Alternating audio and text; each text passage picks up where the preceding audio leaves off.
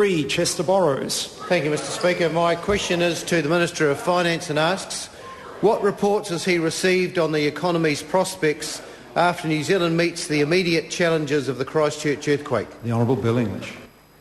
Mr Speaker, both Treasury and the Reserve Bank expect economic growth to be weaker in the first half of the year but pick up strongly in 2012. Reserve Bank forecasts see GDP peaking at about 5% next year and unemployment falling below 5%. These forecasts recognise a number of favourable factors for the economy: high commodity prices, interest rates and inflation both expected to stay low, the exchange rate with Australia, which is the most competitive in 20 years, and households are significantly lifting their savings rates. Chester Borrows. To the Minister, what are some of the likely costs the government will face as a result of the earthquake? The Honourable Bill English. Well, Mr Speaker, while the costs of the earthquake are likely to be significant and may delay economic growth in the economy, we still agree with the Reserve Bank and Treasury views that next year you're likely to see significant economic growth. But the costs are likely to include about $3 billion of residential property claims to EQC, significant contributions from government to the roading, water and sewerage systems in Christchurch, some costs for land remediation, and significant costs that are being incurred now for welfare assistance and temporary housing. These are significant costs, but they will be manageable. Chester Borrows. Supplementary to the Minister.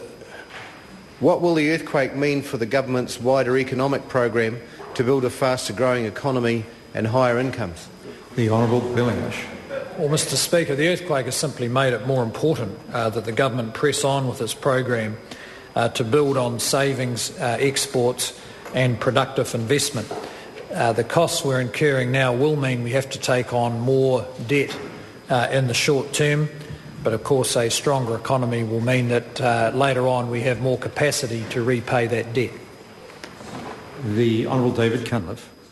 The Minister, why should New Zealanders have any more confidence in these forecasts of a rebound in 2012 than those in budgets 2009 and 2010, which have all been consistently revised downwards prior to the earthquake because of low growth, high unemployment, falling revenues and National's deepening recession? The Honourable Bill English. Well, Mr Speaker, it'll be up to them, of course, because New Zealanders will make their own decisions about whether to invest more or spend more.